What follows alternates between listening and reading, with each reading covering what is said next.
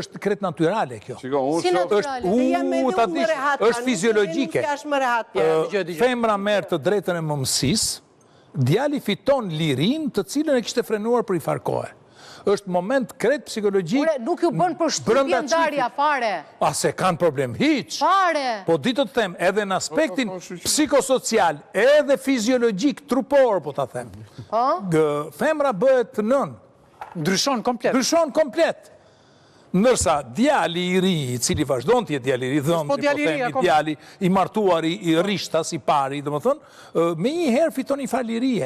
Sepse gruaja zihet shumë me fëmijë. Atëre fajin e kemi ne, familje. Jo, nuk është mekanizëm Ky është mekanizëm fiziologjik që do të është mekanizëm partor, po pse kishin tan të mekanizëm shkonin direkt e divorcit. Jo, na kanë ndodhur.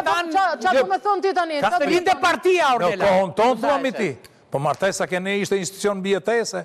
Sot konsiderohet institucion lumturie. Ku kishte atëre? Divorci ishte turp. Po divorci ishte turp.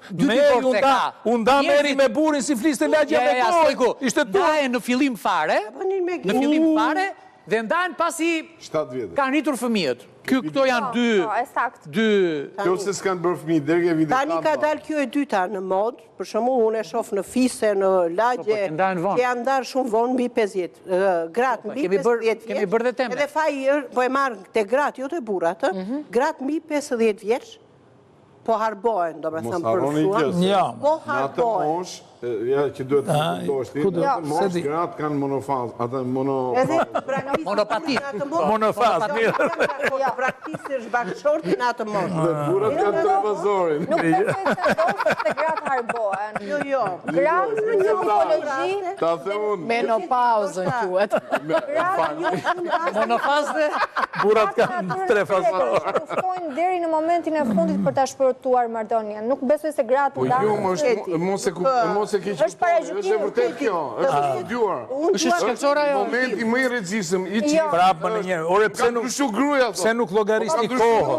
Një grua që ka jetuar gjysmë për gjysmë të dy kohërat, ta dini që ka çarje të madhe kur vjen një moment i vetdijes. Në të gjitha tredimensionalin nusen dhe ndurët e të ardhmes, tani dua nga një mesazh kështu shuplak, si t'ja unë zirë goja ju, për nuset e tua, Stojku.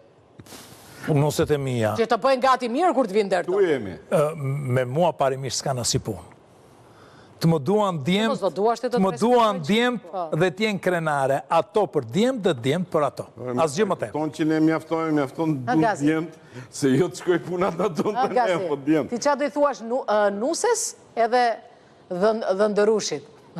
Unë do e kem dhëndër, se unë jam, si që jam unë, do e gjenë dhe goca. Kuptimin figurativ se ke pallati 176. Gocat e gjenë, do më thënë, dëshërojmë atë që ka ato parimet si baba i vetë. Si baba vetë, pa. Duke qenë se unë jam baba danoq, edhe ajo do e gjenë danoq, dhe ndërrus s'ka si ku ta gjej. Kështu që, unë them këtë, po gjetën, të nxerja ka pagun, që t'i ri fix njëri tjetrit, ajo do jetë një lidhje e shëndetshme dhe do shkoj. Po nuk gjetën... Po të rritë ty i qik fix të njëse, si vetëm atyre t'ju ri fix. Jo, se pretendoj deri këtu, se me që kemi rritur vetë, nuk pretendoj që ata do duan dhe ne. Ne, unë shtërgoj atë qikën time që kam aty. Të njohë unë të e,